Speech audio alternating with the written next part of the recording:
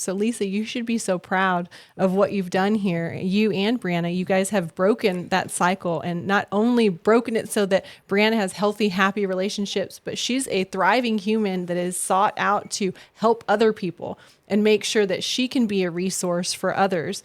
And that's huge. You guys have done something big here. You should be really proud of it.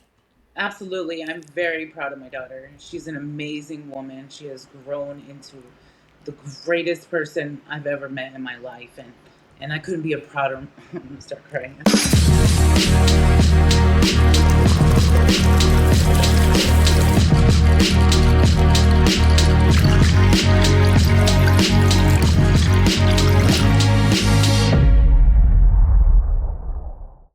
Welcome back, guys, to Cases and Cocktails. This is episode 47. I'm Bryan Eggleston, my beautiful wife, Janice. How are you? Fabulous. How are you? I'm doing fantastic. You kidding me? It's great today. All sorts of fun and new stuff today. How about that? It is. We've got some great guests lined We up. do. Today. We've got two amazing guests. We have Lisa Jamison and we have Brianna Rosales. How are y'all doing today? Good. I'm doing well. Good. We're glad to have you. And we appreciate you coming on. We appreciate you coming on remotely. We're sad you're not here with us, though, because if you were here, we'd have a great mocktail for you today.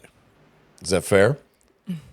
What's our drink today? We've got an Aperol Margarita with Aperol tequila, simple syrup, and lime juice. All right. Let's try that today. Here we go. You can pretend like you haven't had some already. There you go. I see your That's glass. fair. I tried it before we started, so. That is fantastic. That is fantastic. Lisa, first of all, how are you doing today? I'm good. How are you guys? Good. We're doing fantastic. I am excited to hear about your story today. But is it okay that I want to hear from Brianna first? Is that okay? Yes, absolutely. All right. Brianna, how are you doing today? I'm doing well. Brianna, you have started an organization, United. Is it People and Pause or Pause and People? Guiding Pause and People. There you go. Pause and People. I know. See, I'd screw it up. I screw stuff up all the time. And it's okay. It's simply okay. And tell me a little bit about that organization. So, Guiding Pause and People, we are based here in Killeen, Texas.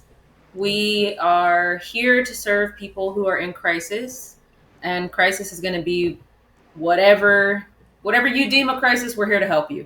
Fair. Even if you lost your watch, we'll go out there and try to help you find your watch.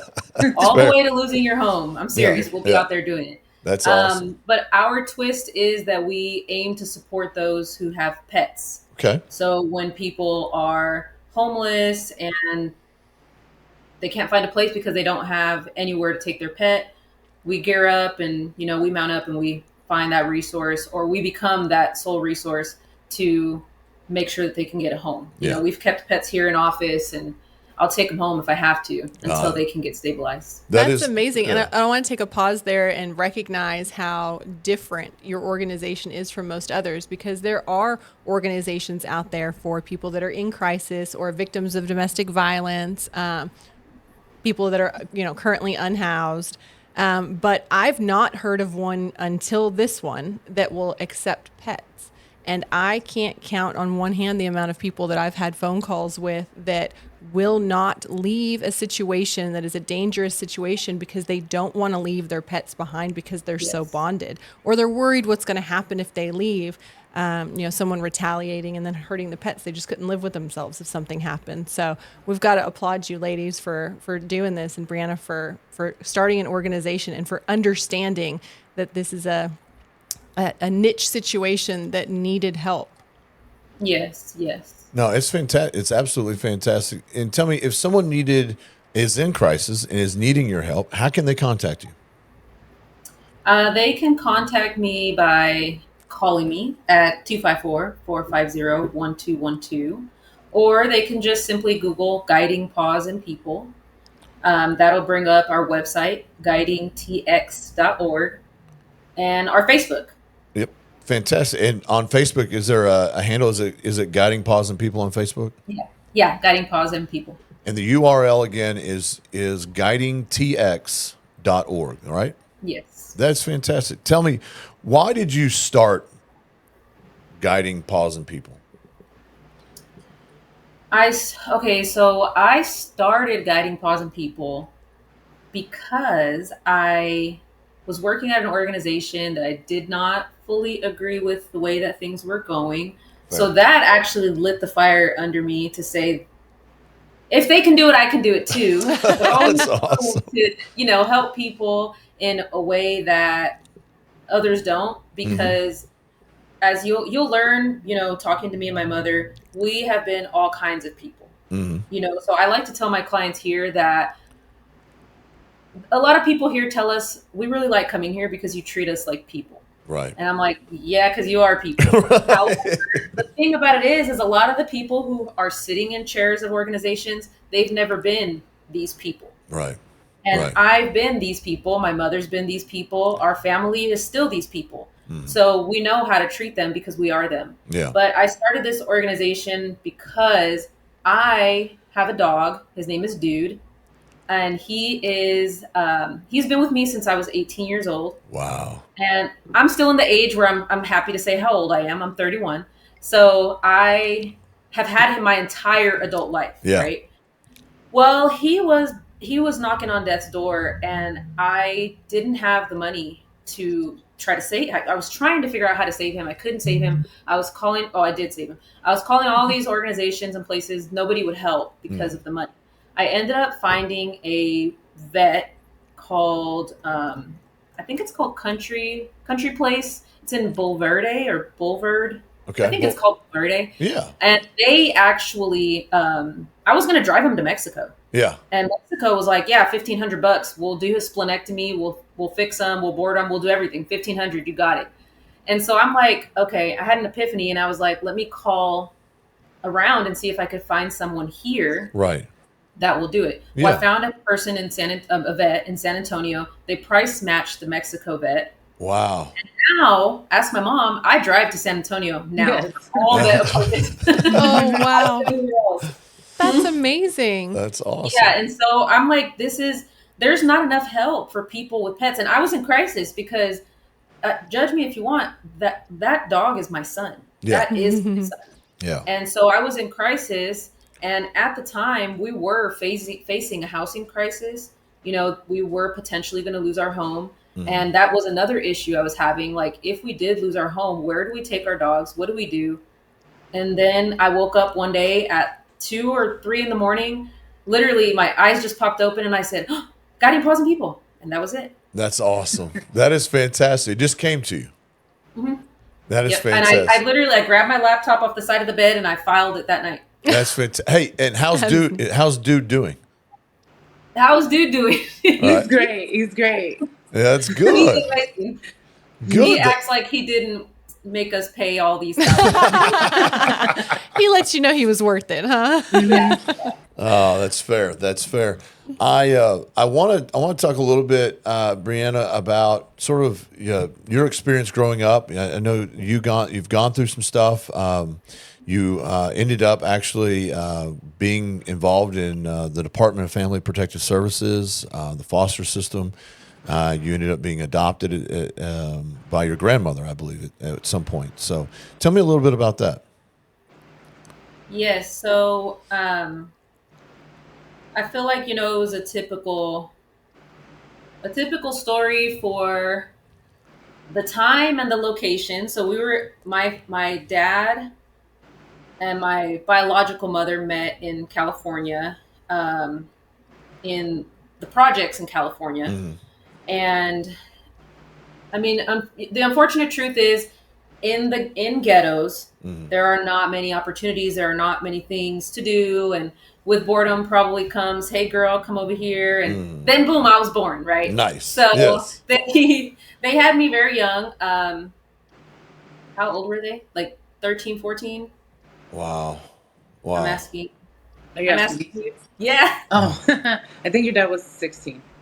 Okay. And I think she was maybe a year younger than him or something like that. Mhm. Either way, I was born to young parents, and um, I don't know the first time that I was ever taken, but the main time, probably was the first time. The first time I was taken, I was living with my biological mother. She had a boyfriend who All I remember is I walked out of my bedroom as like a 3-year-old kid, and then suddenly he grabs me, he throws me into the bed frame, um, and then that's it. I don't remember anything else. Yeah. But I was told later that he broke my nose, and then I just recently found out that he broke my ribs also, and then that started my journey in the Child Protective Services. And when that happened, they immediately removed you.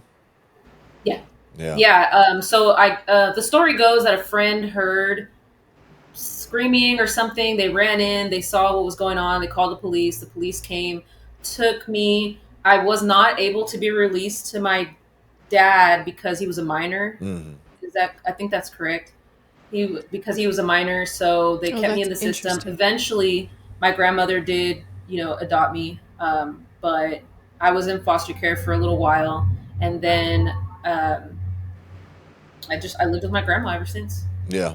Yeah. That is insane. At some point, so I want to make a distinction here. So, Lisa, you're not Brianna's biological mother, correct? No, but I'm her mother. But you're her mother, right? That's who she refers to, Absolutely. 100%. And at some point, you were dating Brianna's father. Is that right? Yes. Yeah. And then tell me a little bit about that. So we got together around when I was like 18 years old. So I've been in Brianna's life, majority of her life. Uh-huh. Things were great, like average story. Everything was great. And then one day it changed and it wasn't great. And, he started hitting me and mentally abusing me and things like that. Like, And when that happened, was Brianna living with her dad at the time? no, she was living with her grandma, but I had Brianna a lot. She was with me a lot. Uh-huh. So she's seen the things that, no child should see. And Yeah. especially as a person that she sees as her mother going through these things. And, and I don't think it's okay and appropriate for any of that. And, Yeah. and I've always told my children, I'll go through all the bad things so you don't have to. Learn from every mistake that I go through. Right. And don't repeat it. Right. And be a better person and don't live in these situations because it's not safe, it's not healthy, and this is not the life you should live. And Brianna, I apologize. Brianna, you witnessed that. Now you not only did your biological mother's boyfriend at the time, he assaulted you, but you witnessed sort of your biological father and your mother Lisa. They engaged, or he engaged in family violence towards her. How has that affected you, Brianna?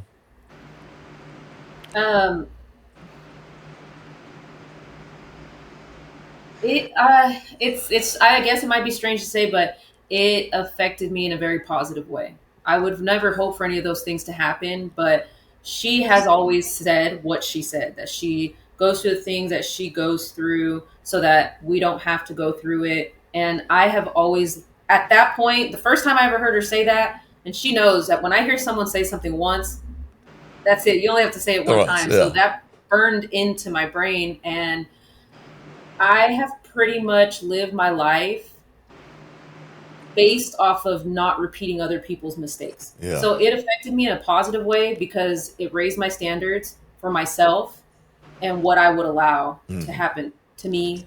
And, it let me know what should not happen.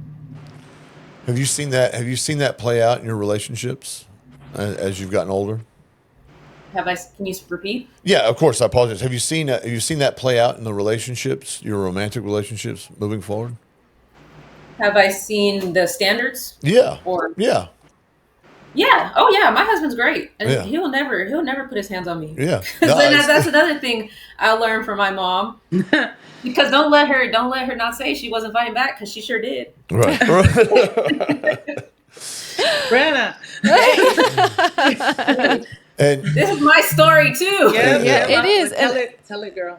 And I want you ladies to know too, the cycle of violence and the way that impacts the kids in the home. It is very likely not just common or likely, but it is very likely that children that are in homes growing up that are involved in domestic violence, that they then seek relationships that are the same. So Lisa, you should be so proud of what you've done here. You and Brianna, you guys have broken that cycle, and not only broken it so that Brianna has healthy, happy relationships, but she's a thriving human that is sought out to help other people and make sure that she can be a resource for others. I mean, that's huge. You guys have done something big here. You should be really proud of it. Absolutely. I'm very proud of my daughter. She's an amazing woman. She has grown into the greatest person I've ever met in my life. And I couldn't be a prouder, I'm going to start crying. I couldn't be prouder of her. Yeah. It's good. No, it's fantastic. Hey, those tears are deserved, and particularly Brianna, you're in a space too where you at one point you were in the foster system, you were dealing with that, but now you're also a social worker too. Is that correct? Yes. Yes, I am. Tell us a little bit about that journey. So that journey started when everything started, because I had a wonderful CPS caseworker. She was extremely dedicated. She stayed with me, well, with my family, all the way until I think even after I was 18. Wow. My grandmother had a relationship with her as, almost family. And I knew the amount of work that she put in, the care that she actually dedicated to making sure that family retention was our end game, so she made sure that happened. And I was like, I want to do that. I want to do the same thing, because I've always, ever since I was little, and I know this because I know it, but I know it because my family tells me and my mom will tell you, ever since I was a kid, I've been an adult. So Yes. I've always known I have to give back to the people who they broke the cycle, because I would have just repeated the same things that my biological parents did. Yeah. Right. Had I not been removed by CPS, I would most likely have a bunch of kids, the same way that my biological mother did. Right. So I know a lot of people don't like CPS and things like that, but I appreciate it. And I did end up going to work at CPS. It wasn't great, but it was my dream job. But then I was like, no, because you're really limited when you're working under the state and the Fed and things like that. You're really limited. So I urge anybody that wants to make a difference to open your own organization. Yeah. No, we talk about it all the time. We have to deal with the Department of Family Protective Services, or CPS. We deal with them all the time. Oftentimes, I use the phrase that they're overworked, they're under-resourced. I think it's a good way of really articulating kind of the system that particular entity has. And I'm very happy to hear that you are a success story for that. You don't hear a lot of success stories, not because they don't exist. You just oftentimes don't hear them. And I'm really excited. And I'm really glad to hear that person, that worker at that time was so influential to you that it really helped focus you and drive you to be what you are today. It's fantastic. It's absolutely. Do you still talk to her? No. No, my grandma maintained that contact. I didn't. Yeah, that's fantastic. That is fantastic. Recently, too, I want to go to you, Lisa, real fast. You were fortunately a victim of family violence, and Yes. tell me a little bit about how you got out of that and how you were able to remove yourself from that situation. Kind of God removed that situation. He got in trouble. Yeah. Yeah, he had hit me one last time, and I was like, God, get this effer away from me, please. Right. And 2 weeks later, he got in trouble, and that started the roll. But it started my downhill spiral too, to end up going where I ended up going. Well, but it was God. God Yeah. saved me 100%. All credit due to God. I asked him for help, and he did, because I would have stayed in that situation. And I think that's important. I think, you were given an opportunity to get out, and you took that opportunity, right? I mean, that's what God created that opportunity for you, but it wasn't easy. right? Absolutely not. Rainbows I and share that. unicorns didn't like come down out of the sky and everything was great after that, right? It was still a very Yeah, difficult. no, I'm still struggling today. Yeah. Yeah. Because I want to let this be known. Mental abuse is worse than physical abuse. Yeah. Your Yeah. bruises go away, but the Yeah. things in your head and the things you've been told don't go away, and you're going to live with that a lifetime. Yeah. But you need to learn to express yourself, which I never did that for a long time. Because the way I grew up, you keep everything to yourself. That's a weakness. Yeah. You don't share these things with people. And you need to talk to people. We will- Brianna's my biggest advocate. I Good. can speak to her about anything and everything, how I feel and don't feel judged. Yeah. So when someone's speaking to you about that, you need to be open and listen and comfort them, because, it's not easy to talk about these things. I think we talked about this off air right before we started, but I want to reiterate that you ladies are so brave for coming on and sharing your stories and sharing your history. It makes a difference because, Brian and I or other professionals can get on a podcast or, provide education, but it doesn't mean anything, right? Brianna, just like you said, we've not been through what you guys have been through. So we can't connect with people the way that you guys connect with people. You guys being brave enough to come on and share your story on a podcast with basically strangers and share your story to the entire world is huge, because people are going to hear your story and it's going to make a difference for them. So on behalf of them, I just want to say thank you. And thank you for You're welcome. being brave enough to come do it. Thank you for having us here. Of course. We were talking recently. We were talking to Claudia King, and she's a domestic violence expert. That's on. She's on Court TV. She's got her own podcast.